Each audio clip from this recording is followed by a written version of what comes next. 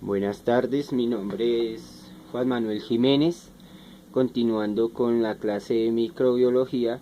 En este caso voy a hablar de los parásitos.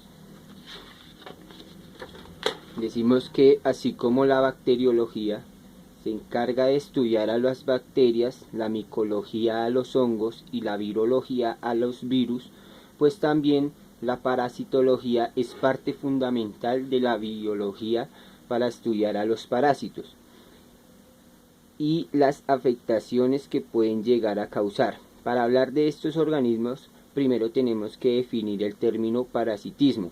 Es un tipo de simbiosis o relación biológica en la cual el organismo llamado parásito se beneficia de otro organismo llamado huésped, recibiendo muchos beneficios de él y dañándolo. Por lo general, el huésped siempre es de mayor tamaño que el parásito. Sabemos que hay muchas bacterias, hongos y virus que actúan como parásitos en el ser humano y en otros animales, siendo así una de las diversas formas de interacción biológica.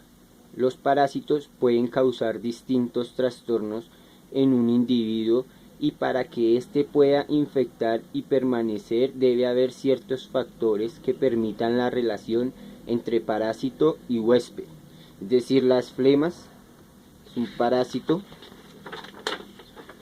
Hablemos de la patogenicidad. Es la capacidad para infligir daño, depende de los factores de virulencia, como lo puede ser las enzimas que degradan los tejidos, también puede ser la velocidad de la reproducción y las moléculas de las membranas que se adhieren a la mucosa del cuerpo. También tenemos los estadios. Es importante mencionar que no todos los estadios de los parásitos son infectivos. Por ejemplo, la fasciola hepática tiene estadios de huevo, redia, cercarias y metacercarias, siendo estas últimas las que es infectiva para el ser humano, pues los otros estadios suelen estar en animales intermediarios. Aquí tenemos a la Dracunculus medinensis, primera estadio larva. La clasificación. Los parásitos de mayor importancia clínica están dentro de los reinos protista y animalia. Dentro del reino protista vamos a encontrar a las amebas, aliados, flagelos y los apicomplexas, mientras que en el reino animalia vamos a encontrar a los helmintos divididos en nematelmintos y platelmintos, y estos últimos se subdividen en céstodos y tremátodos. Por otro lado, pero también dentro del reino animalia se encuentran los artrópodos como los arácnidos, crustáceos, insectos y miriápodos.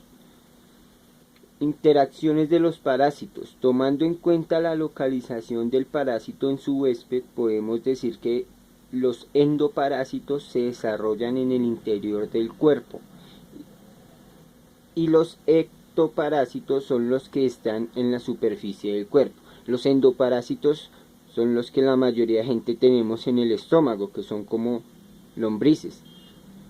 Ascarisis lumbricoides.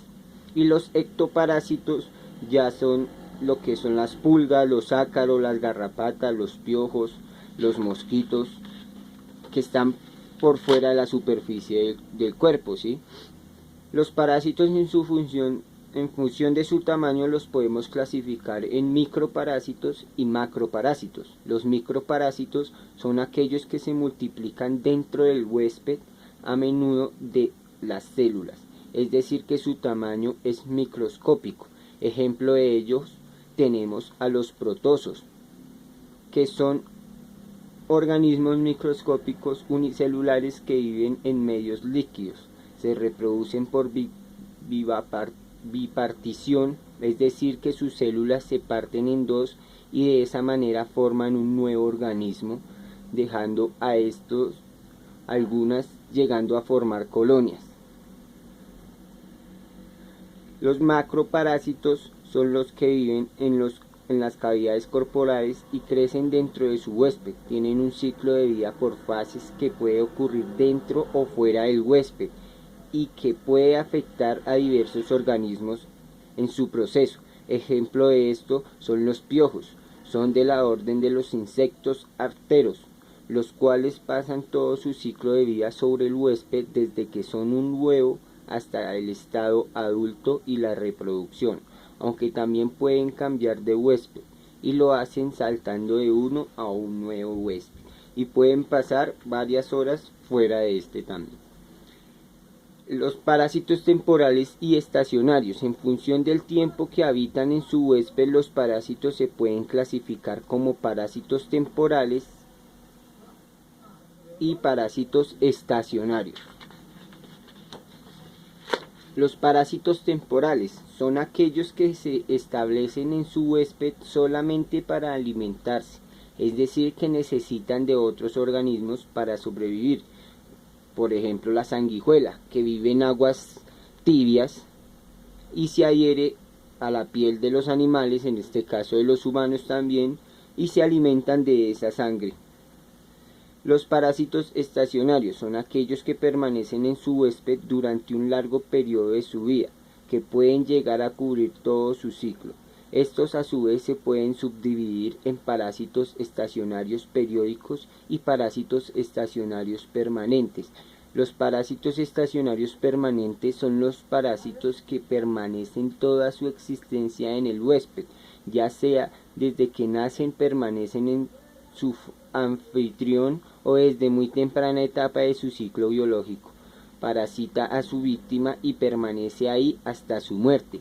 Un ejemplo de esto, la que ya conocemos como la lombriz solitaria, que vive en el intestino delgado del ser humano y donde puede llegar a medir entre 3 y 4 metros de largo. Y tenemos los parásitos estacionarios periódicos. Son aquellos que permanecen únicamente durante una parte de su ciclo biológico y luego lo abandonan tras completarlo.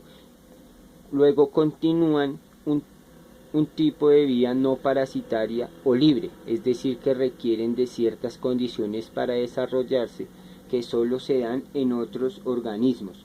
Una vez completado su ciclo biológico, dejan en paz a su anfitrión y se marchan. Aunque ojo, pueden dejar su anfitrión porque ya cumplió su ciclo de vida, pero en el proceso pueden matar a su hospedador. Un ejemplo de estos parásitos son el resno o nuche, son una especie de díptero branquícero que puede paralizar al ser humano, parasitarlo. Entonces un ejemplo son las moscas o los mosquitos que infectan al ganado o al granjero, les inyectan huevitos, estos eclosionan y se vuelven la larva como tal, se les llama nuche o resno. Y bueno, este ha sido mi trabajo de microbiología, espero les haya gustado. Mi nombre es Juan Manuel Jiménez Botero y muchas gracias.